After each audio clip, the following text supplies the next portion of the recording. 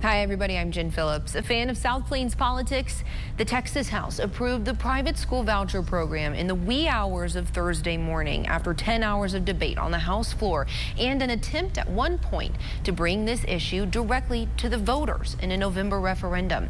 But the journey for this legislation and our coverage of it is far from over. We're glad you're here. From the studios of KMAC Television in Lubbock, your local election headquarters. This is Talking Points.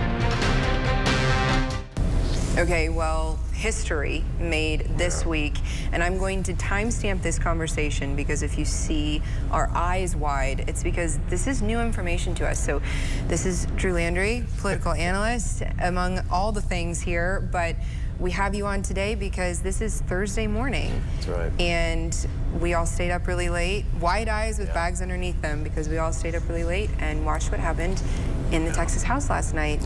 Thanks for being here. Absolutely. Thanks for having me.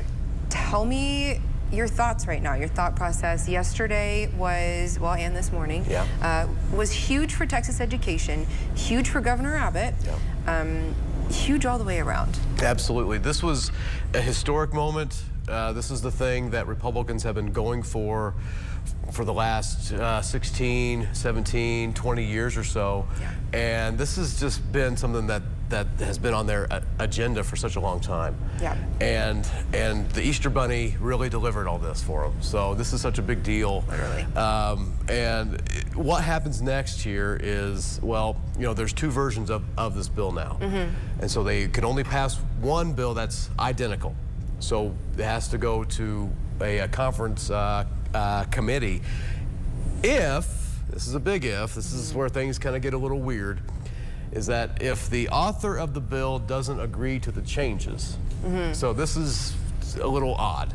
So like the clerk of the House will walk over to the Senate and say, does the author of the bill agree to the changes? If he says yes, then they have the same bill and it goes to Governor Abbott. If he says no, conference. So the lieutenant governor would choose, 4 or 5 people, and then the House Speaker would choose, 4 or 5 people, and then they get to decide what happens here. It's important to know that if they don't, bill's dead. Oh, interesting. So even at this moment, the bill can still stop. There's so many ways for legislation to not pass this session. But it has never been this close. So, you know, the last session, we know that lawmakers were brought back 4 times in an attempt to pass some sort of what the governor calls school choice passage, and it just didn't happen. So this is a big step because it hasn't happened yet. But we know that there are some key differences in the Senate and the House version, namely what the amount of the voucher is and what that is tied to. House ties it to property taxes and all of those things. Senate kind of does a flat 10,000. And then it also, there's a big difference in who's prioritized for this bill. Children with learning disabilities and needing a little bit more accommodations. And then what, I mean, this is, it's called different things by different people, but it's that income and the families and what's considered low income, and those differ drastically. And so you have some agreement on what the low income threshold is. And then you have some disagreement as to how much people will get when it comes to the disability threshold. It's really these finer details. And between the Senate and the House version, they both agree in principle. As we saw. I mean, you know, the House, a majority of them voted for this. A bigger majority of them voted in the Senate. So the governing party agree on what to do.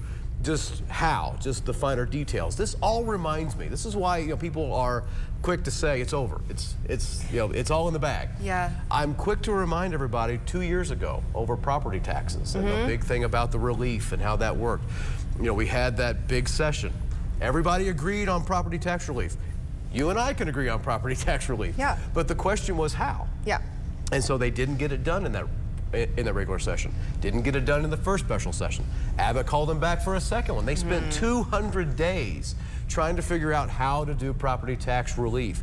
This is why I'm also kind of, questioning, can the conference committee get that done? Maybe by June 2nd, we don't have a resolution to this. That's right. So it's not a done deal here. That's right. Okay, and the devil's in the details. Exactly. Okay. And that can get everybody just hung up and get everybody, really questioning whether or not this is really going to pass. Yeah, that makes a lot of sense. Yeah. Because we'll see something pass and then we'll say, well, then where is it? Yeah. So that makes a lot more sense. Exactly. Let's talk about this idea of a referendum. Okay. Because that got a lot of momentum there toward the end. And a lot of the advocates for a referendum were saying we have the votes. Yeah. There are enough people in the House that want to push this to the taxpayers and to our constituents. There's a little bit of freedom in that from a House that has a lot of pressure to pass this. Right. But where did that go? Because there were, only Dade Phelan on the Republican side voted for that. That's Every right. other Republican said, oh no. Yeah. They did not have the votes. Right. It was out there, and I think the fact that it got out there made people a little scared. The governor gets involved. President Trump gets involved with this. Literally, personally called the GOP caucus. He did. On the morning of this vote. That's right. That's kind of wild, too. We'll talk about that in just a second. But a lot of people are really involved in this. Heavily invested, wanting to push this over the finish line, get this into the end zone. And so when the moment came for this to actually come to a vote, the Democrats were hoping that a Republican, mainly Stan Lambert out of Abilene, would be the one to really push this and to introduce it. That way, that would give them some political cover, that it's just not a Democratic thing, it's a bipartisan approach, and it's a rural Republican doing it. That didn't happen. Okay. And so State Rep James Tallarico issues this, and then, as you mentioned earlier, State Rep, former House Speaker Dade Phelan is the only Republican to really come forward with it, and it gets tabled and it is essentially killed. That is a huge margin of votes. Definitely not what the people who are advocating for this referendum were thinking was going to happen. That's right. If in the world where the referendum was the result of this, would that be success in the eyes of Governor Abbott, or even, Speaker Burrows, who's been charged with passing this now?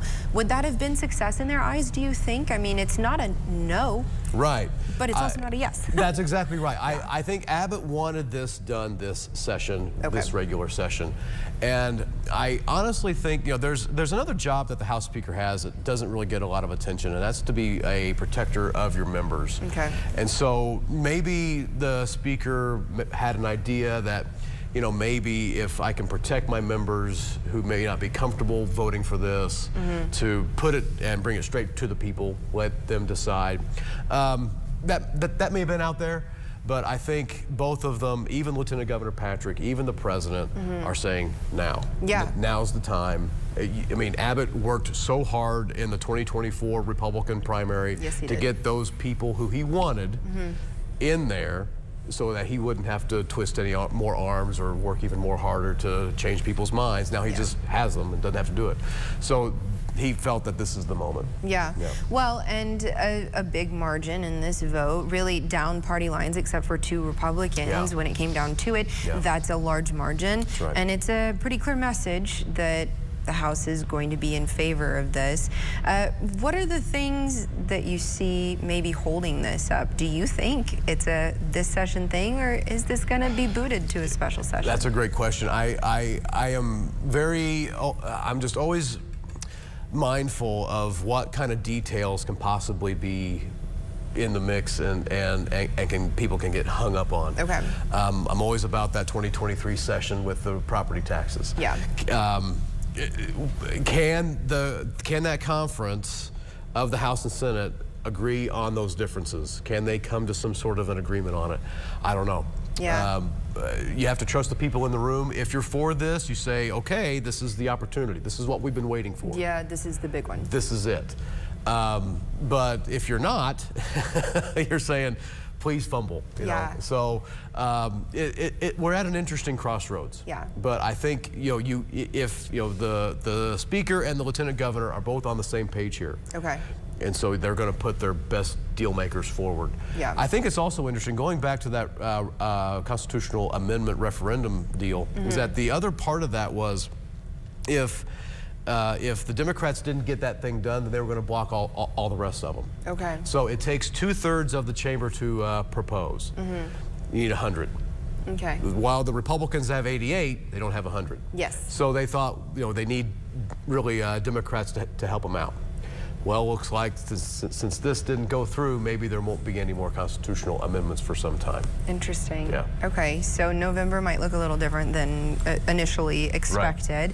Right. But moving forward now, I guess there's been this national interest in Texas. Yeah. We know that because the president called the GOP caucus yesterday morning, which to me seemed unprecedented. I mean, is that, I've just never seen that before. Yeah, it's Texas in this whole conversation about the school voucher, school choice issue has been really the white whale of a lot of the choice, public education, school, whatever you want to call it, issue. There's just been too much of a strong rural Republican force against it. Okay. That's changed. And so I think the president got wind because he and Lieutenant Governor Patrick are very, very close. Yeah. And I think that got to the Lieutenant Governor. He calls the president. Can you put, what can you do here? I think that happened. This is a unique moment. Unique things come out of that. I often like to remind people, expect the unexpected. Yes. That was that fits this bill here. Yeah. That was unexpected for that to happen. And so, to answer your question, in this situation, you don't really see presidents getting a lot involved in state politics. This time you did.